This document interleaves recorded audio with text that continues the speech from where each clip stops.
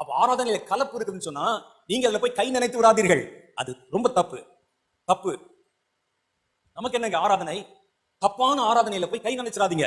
தப்பான ஊழியக்காரனை ஏற்றுக்கொண்டு விடாதீர்கள். அது தவறு. அது என்ன இருக்குது? அவர்களை நியாயம் தீர்ப்பது கர்த்தர் தான். பாருங்க, கர்த்தருடைய சித்தத்தை செய்யாம வழி விலகி யோனா தர்ஷீசுக்கு போக கப்பல் ஏறினான். அவன் யாரு? ஒரு ஊழியக்காரன். அமித்தாயின் குமாரனாகிய யோனா என்று எழுதியிருக்கிறது. அவங்க அப்பாவுடைய பேரை சொல்லி சொல்றாங்கன்னா அவங்க அப்பாவும் ஒரு தீர்க்கதரிசியா இருந்திருக்கணும். அது ஃபேமஸ் தீர்க்கதரிசியா இருக்கணும் இல்ல? அமித்தாயின் குமாரனாகிய யோனா. கர்த்தர் சொன்னார், நினிவேக்கு போப்பா, தீர்க்க தரிசனம் உரை என்று சொன்னார். அதை கேட்க மாட்டேன்னு சொல்லி தர்ஷீசுக்கு போக கப்பல் ஏறி புறப்பட்டு போனான். யார் இவன்? ஒரு ஊழியக்காரன். ஆனா தேவனுடைய சித்தத்துக்கு எதிராய் போகிற ஒரு ஊழியக்காரன். அந்த தர்ஷீஸ் கப்பல்ல இருக்கிறவங்க அவனை கப்பலிலே ஏற்றுக்கொண்டார்கள். கப்பலை ஏற்றுக்கொண்டாங்க, அவ்வளவுதான். கப்பல் போய் கொண்டிருக்கிறது. கர்த்தர் பெரிய காற்றை வரவிட்டார். யார் நிமித்தம்? ஏறி இந்த யோனாவின் நிமித்தம். யோனா அந்த கப்பல்ல ஏறாம இருந்தா ஒழுங்கா போய் கரை சேர்ந்திருப்பான். உண்மையா பொய்யா?